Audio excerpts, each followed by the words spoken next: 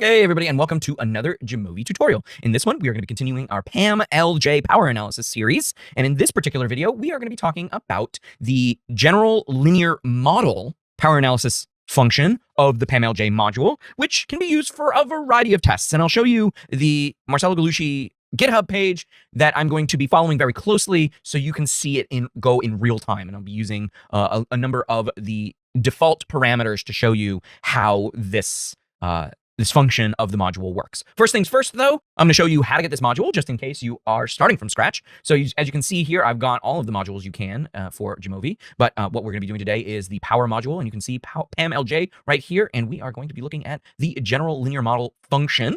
To add that, you go to modules, you go to manage installed. For some reason, it is looking weird. So I'm going to go to my library here just to show you. Yeah, it's getting cut off. I'm not entirely sure, but the padding here is not as bad as going to manage installed. I'm going to type Pam just to bring it up, and there you go. Marcello Gallucci has put this one together. It is 0.8.3 that I'm using right now, and you can see that it is using a number of general linear model power analysis tests, functions, whatever you'd like. I have plenty of videos on how to do many of the other things, and after this one will be the final in the series, mediation.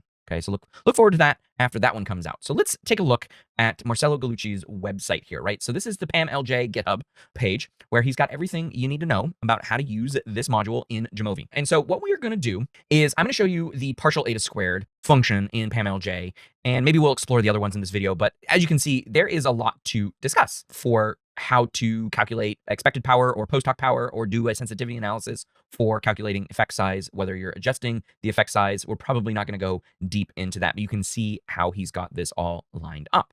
So let's go ahead and discuss what it is that we are looking at. So let me go into power and open up the general linear model. And as you can see, partial eta squared is the first one. And you can also do regular eta squared. That's if you kind of have a one-way ANOVA, because partial eta squared as the effect size for the ANOVA would be the exact same as eta squared. Or for regression, you might want to do beta coefficients. So maybe I'll show you each of these as we go through it. We can do sensitivity analysis by using the plots. We can do power parameter plots and plot those. We can do the model definition, where we can put in what kinds of variables are in the model. Remember, this is useful for regression or ANOVA, especially ANCOVA. So you're going to want to put in number of covariates and number of factors, and whether or not you are looking for main effects or two-way interactions, three-way interactions, or all possible effects. Right? Same thing for your factors, right? So you would set each of those. We also have model non-centrality parameters, so model-based, liberal, or strict. So strict would be your more conservative, or we can do model-based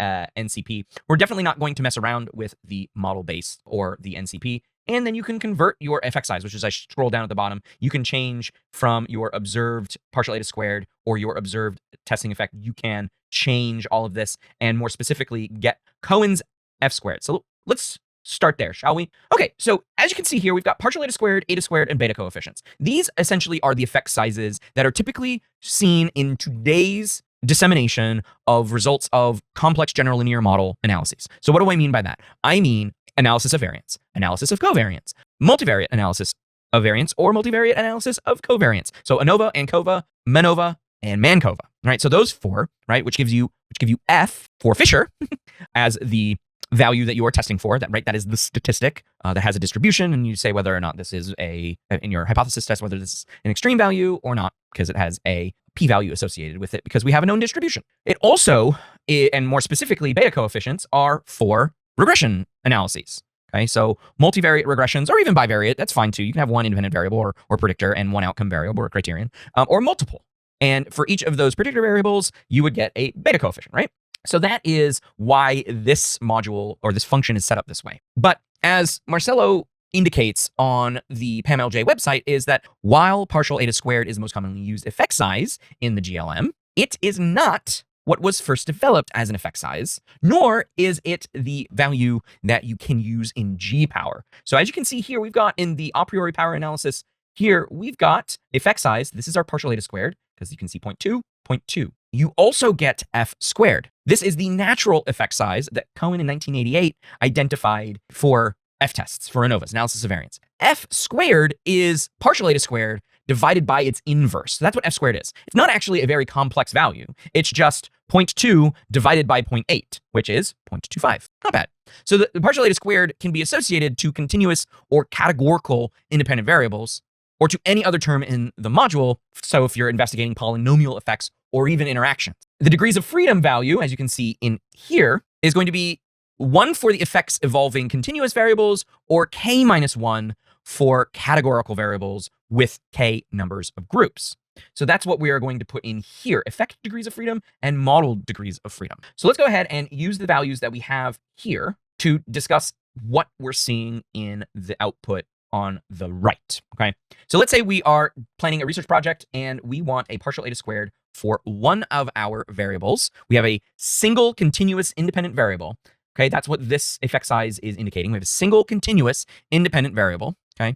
And instead of 0.2, we are going to put in 0.15. We expect, and to be honest with you, if you were to look at the conventions for f squared, this is a fairly large effect, okay?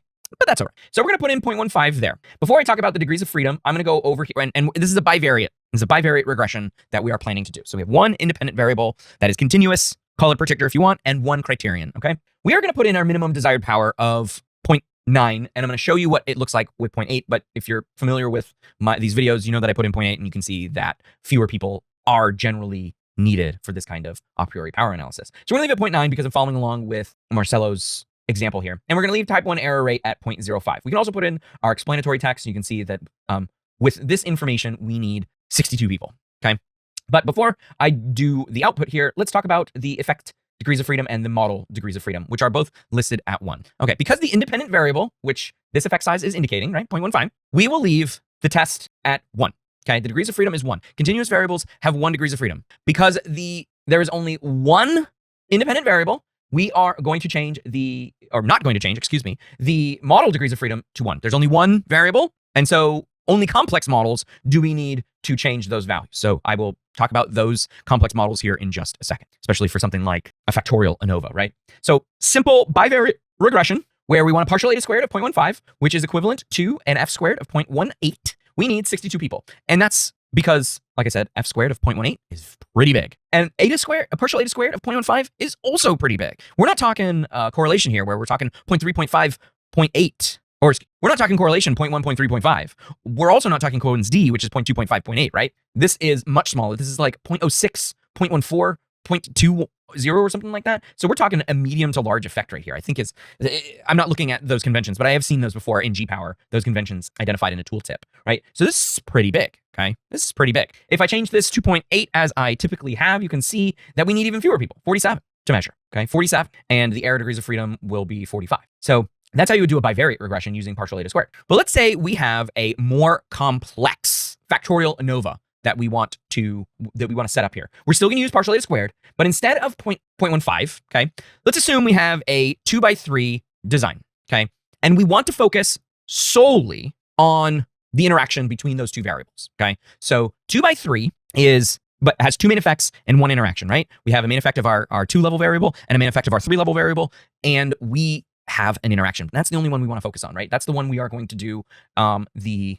power analysis for to get the sample size. This would change if you were focusing on one of for a main effect. This would be different, okay? So just putting that out there, okay? Assume the partial eta squared of the interaction is 0.06, which is fairly small. Between small and medium is what we're looking for here, okay? So the interaction effect, right? The effect degrees of freedom. So we're talking about the interaction.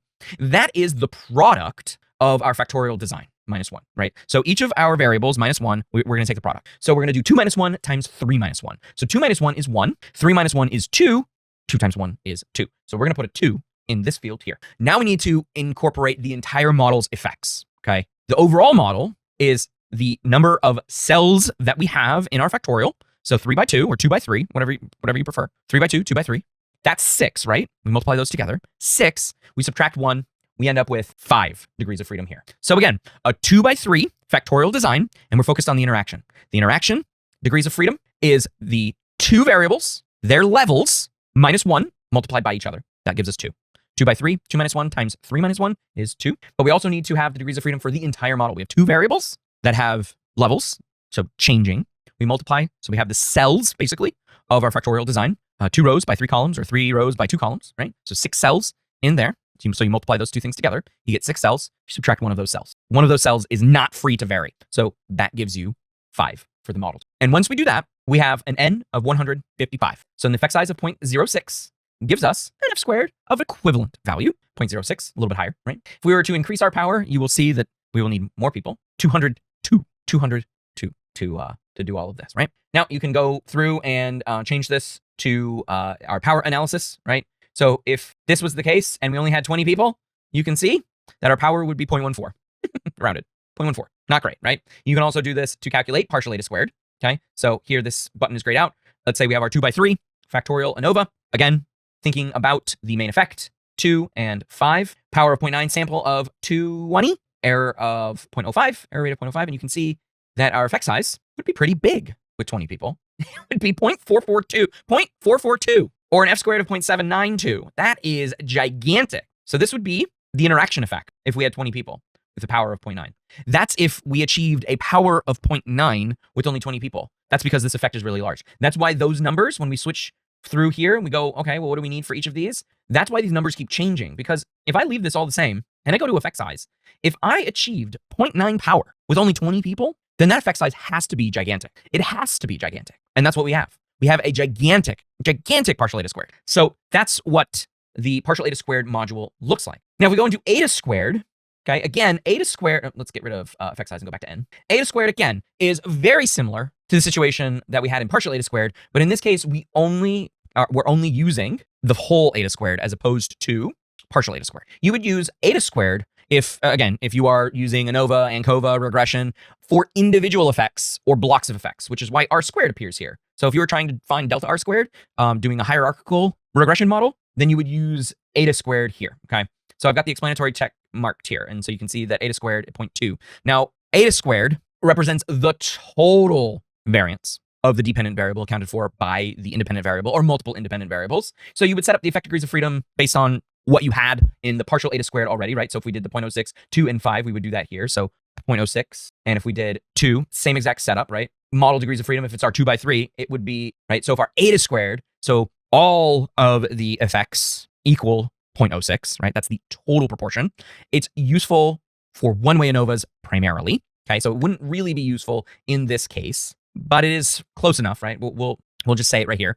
And it's comparable to R squared. So if our R squared is going to be 0.1, let's say, right? If it's equivalent, then you can see that we need 193 people. This is going to be, I would suggest only using eta squared for a one-way ANOVA, right? So it's the total one, because partial eta squared is just one variable's effect. It's the unique variance. And that's why you get partial eta squared in SPSS or in Jamovi or in R or JASP or whatever. You get partial eta squared, right? So you got to, first things first, you got to be careful that you're not getting anything mislabeled. But in any case, that is the difference here between eta squared and partial eta squared, especially if you want to do an ANOVA, okay, using eta squared. Now, beta coefficients are useful only in this case of regressions, okay, for individual effects, okay? So expected standardized coefficient of a single predictor variable on the outcome variable, okay? We want that to be 0.5, for example. Model degrees of freedom, if it's continuous variable, then we will keep it at 1. If it is a categorical variable within the regression equation, then we would change that to 2, 3, 4, etc. for how many categories you have in the regression. How many tails is your test, 1 or 2, right? And then we'll change that, and you can see that with a expected beta of 0.5, which is a pretty hefty relationship, right? And it's a continuous variable, we can only need 34. Model degrees of freedom would be 1 if we only have one independent variable, 2 if we had 3 if we had 4. R squared cannot be less than, R squared, than the square of the beta. Yeah, sorry, I forgot to put that in there. There we go. So we have 4 variables. We expect one of them to be 0.5. The total R squared of the model, 0.3. We need 32 people. And you can get this computed parameters comes up for eta squared and partial eta, it's not here for the partial eta squared, but it comes in an eta squared and beta coefficients because you have 2 effect size items in the effect information. So that is how you use the general linear model power analysis function of the PamLJ. It's a little bit shorter than the other videos that I have on this channel. I would recommend only using the partial eta squared because it is the most comprehensive of the 3. But it's not to say that the beta and the eta squared don't have their uses. I would say their uses are a little bit more narrow than the partial eta squared function within the power analysis of the general linear model. And that is how you do it in PamLJ in Jamovi. If you have any comments, suggestions, or questions, please leave those in the comment section down below. Thanks for watching. I will see you in the next video. Bye.